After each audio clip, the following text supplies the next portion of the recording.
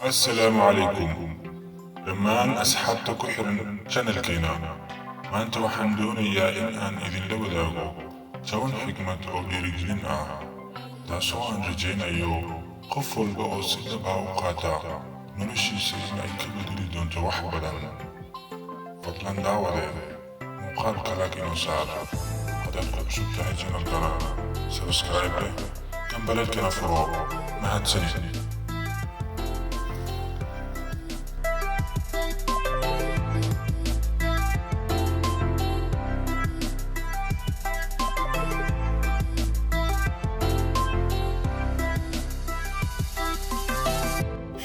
kow dhibaato kasta guul laguma gaaro, laakiin guul kasta dhibaataa lagu gaaraa. hana isdhiibin markaad la kulanto dhibaato ee u qaado inay yihiin keliya wax ku xoojiya si aad u gaarto hadafkaaga ama guushaada.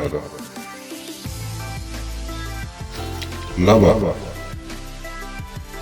noqo qof ay ka go'an tahay inuu horumar gaaro, waayo qofku haddaanu lahayn go'aan qaadasho dhaba way adag tahay inuu horumar shakhsiyadeed gaaro.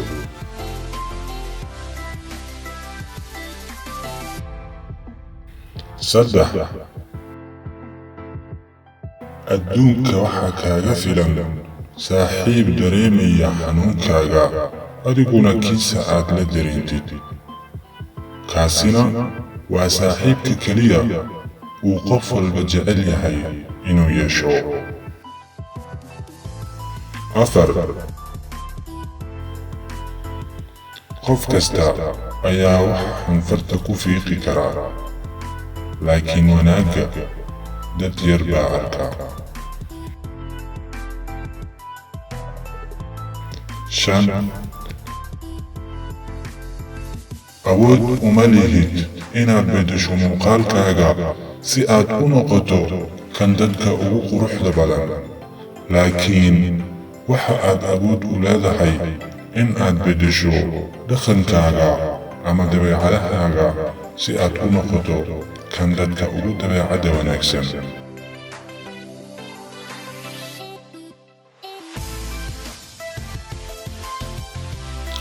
6 khaladkaaga markasta uu qato guul ayaad u dhowdahay, maxaa yeelay khalad kasta cashar buu kuu yahay. in aad isdhiibtid waa furaha guuldarrada. marnaba ha isdhiibin ee hore u soco. 7 wanaaji xiriirka aad ilaahay la leedahay, waayo guulxumada ugu horaysa ee noloshu wuxuu ka bilaabmaa in qofku ku guuldaraysto in uu la xiriiro Allah subxaanahu wa tacaala.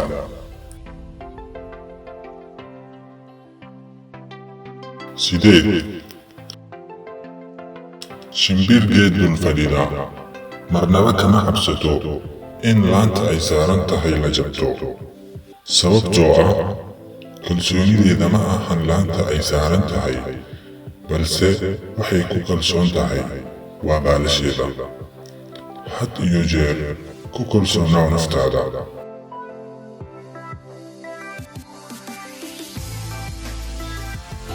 9 haddii aad rabto inuu kaa joogsado walwalku, ha fiirin dhibaatooyinka ku haysta ee fiiri nimcooyinka ilaahay ku siiyey, dabadeedna ka mahad celi. ogow inuu jiro qof kaalida. 10 albaabka furuyaashiisu bataan in uu furnaadaa laanta.